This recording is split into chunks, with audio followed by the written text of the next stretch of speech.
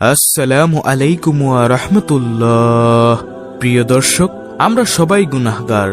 আপনার গুনাহ যদি পাহাড় পরিমাণ হয়, জীবনে জানা অজানা, কবিরা সগীরা, জিনা, সুদ, ঘুষ, যত গুনাহ আছে, আপনি যত গুনাহই করেন না কেন, আল্লাহ তাআলা বলেন অবশ্যই এসব গুনাহ বান্দার মাফ করে দিব যদি বান্দা আমার কাছে তওবা করে পরিপূর্ণভাবে ফিরে আসে।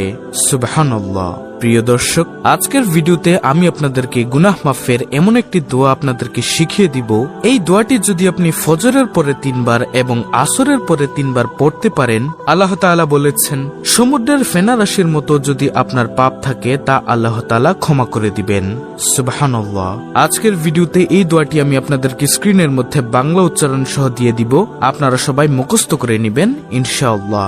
আমি বিশ্বাস করি যে ব্যক্তি চায় যে আমার সারা জীবনের সগীরা গুনাহ, কবিরা গুনাহ, সকল গুনাহ মাফ হোক, সে আজকের ভিডিওটি সম্পূর্ণ দেখবে এবং দেখে এইখান থেকে শিখে পরবর্তীতে সেও এই গুনাহ মাফের আমলটি করে আল্লাহ তাআলার কাছে তার সকল গুনাহ ক্ষমা করে নিবে ইনশাআল্লাহ। তাহলে চলুন ভিডিওটি শুরু করা যাক। দর্শক, জাহান্নামের আযাব কতটা ভয়ঙ্কর আপনি জীবনে কল্পনাও করতে পারবেন না। নবী করিম সাল্লাল্লাহু আলাইহি ওয়াসাল্লাম বলেন, একজন গুনাহগার যখন কবরে পতিত হয় তখন আল্লাহ তাআলা ওই কবরকে নির্দেশ দেন, হে কবর, হে দুই পাশের কবর, এই বান্দাকে এমন ভাবে চাপ দাও যে চাপে ওর প্রত্যেকটা পাঁজরের হাড্ডি চুরমার হয়ে যায় এবং 70 থেকে 90টা 99টা সাপ পর্যন্ত তাকে কামড়াবে। আপনি এই দুনিয়াতে সামান্য গরম লাগলে আপনি ফ্যানের ব্যবস্থা করেন, এসির ব্যবস্থা করেন, অন্ধকার হয়ে গেলে লাইটের ব্যবস্থা করেন, কিন্তু ওই কবরের কথা একটাবার চিন্তা করুন। প্রিয় দর্শক, আপনি একটু চিন্তা করুন কবরের আযাব কতটা ভয়ঙ্কর হবে যখন কবরের মাটি আপনাকে চাপ দেবে। ওই আখিরাতের কথা শুধুমাত্র একটা মিনিট চিন্তা করুন।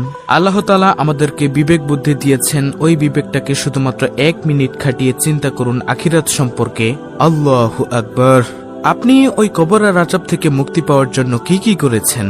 তাই প্রিয় দর্শক, আমি আপনাদের কাছে বিশেষভাবে অনুরোধ করব এই দোয়াটা আপনারা ফজরের পরে 3 বার এবং আসরের পরে 3 বার পড়ুন ইনশাআল্লাহ। আল্লাহ তাআলা এই উসিলায় আপনার জীবনের যত গুনাহ আছে আপনাকে সব ক্ষমা করে দিবেন। জানা অজানা যতগুলো আছে, যত গুনাহ আছে আল্লাহ তাআলা ক্ষমা করে দিবেন। আল্লাহ তাআলা পবিত্র কোরআনুল কারীমে বলেন, আমি জিন ও মানব জাতিকে সৃষ্টি করেছি শুধুমাত্র আমার ইবাদতের জন্যই।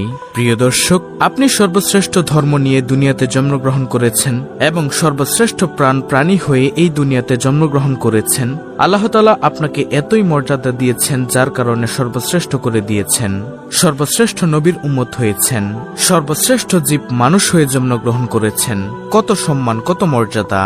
ওই সর্বশ্রেষ্ঠ ধর্ম, সর্বশ্রেষ্ঠ পানি হিসেবে আপনি আল্লাহ তাআলার কাছে 2 হাত বাড়িয়ে দিয়ে আল্লাহ তাআলার কাছে মাফ চান, তওবা করুন। হে আল্লাহ, আমি জীবনে কত গুনাহ করেছি। হে আল্লাহ, জানা অজানা কত গুনাহ, সত্য মিথ্যা কত গুনাহ। হে আল্লাহ, আমার এই গুনাহের খবর যদি আমার পরিবার জানতো, আমার আত্মীয় স্বজন জানতো, আমার বন্ধু বান্ধব জানতো, আমার প্রতিবেশীরা জানতো, তাহলে কখনো তারা আমাকে মাফ করতো না। কিন্তু রব্বুল আলামিন, আপনি একমাত্র মালিক যে আমার সবকিছু জানার পরেও আমাকে খাবার বন্ধ করেন নাই, চাকরি বন্ধ করেন নাই, ব্যবসা বন্ধ করেন নাই, কোনো কিছুর অভাব রাখেননি। হে রব্বুল আলামিন, আপনি এক এবং অদ্বিতীয়। রব্বুল আলামিন, আপনার কাছে পরিপূর্ণ ঈমান রেখে আমি আপনার কাছে মাফ চাচ্ছি। এভাবে মুনাজাত করুন, এই দোয়াটা করুন। আমি আপনাদেরকে শ্রেষ্ঠ সময় এবং উপায়টা বলে দিচ্ছি গুনাহ মাফের। প্রিয় দর্শক, আপনারা তাহাজ্জুদের পরে আল্লাহ তাআলার কাছে বেশি বেশি নিজের জন্য দোয়া করুন, বাবা মার জন্য দোয়া করুন, গুনাহ মাফের জন্য দোয়া চান। কেননা শেষ রাতে আল্লাহ তাআলা প্রথম আসমানে নেমে আসেন এবং বান্দাদেরকে ডাকেন, হে বান্দা, তুমি আমার কাছে কি চাও, কি লাগবে তোমার, আমি তোমাকে তা দান করব। এভাবে আল্লাহ তাআলা প্রথম আসমানে নেমে আসেন।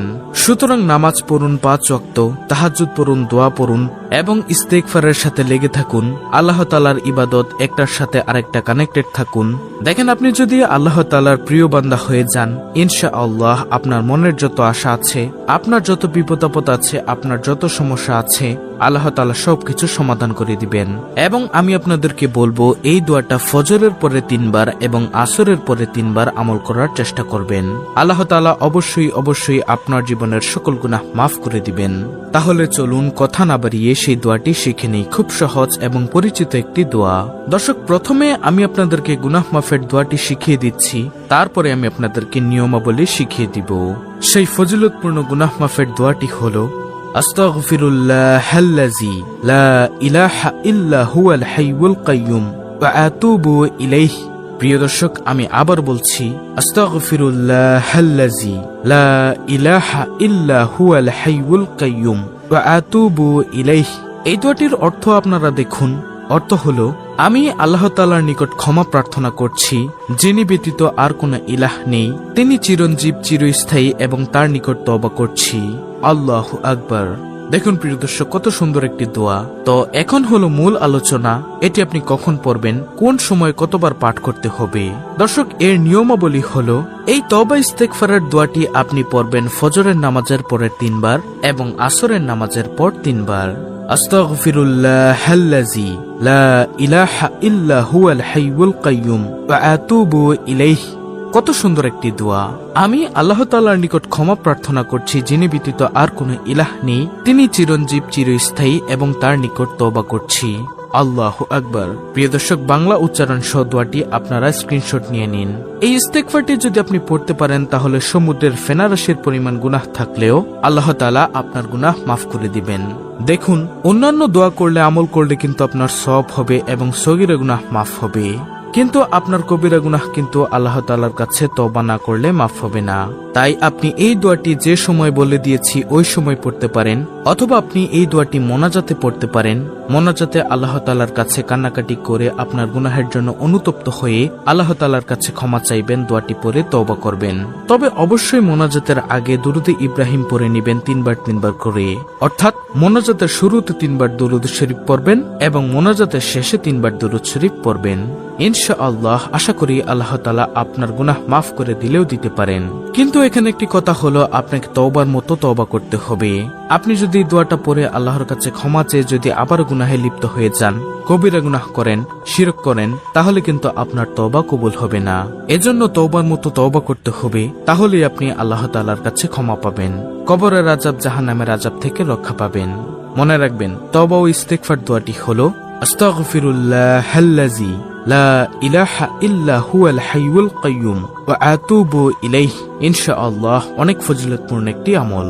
তো এই ছিল আমাদের আজকের ভিডিও, অত্যন্ত গুরুত্বপূর্ণ একটি ভিডিও।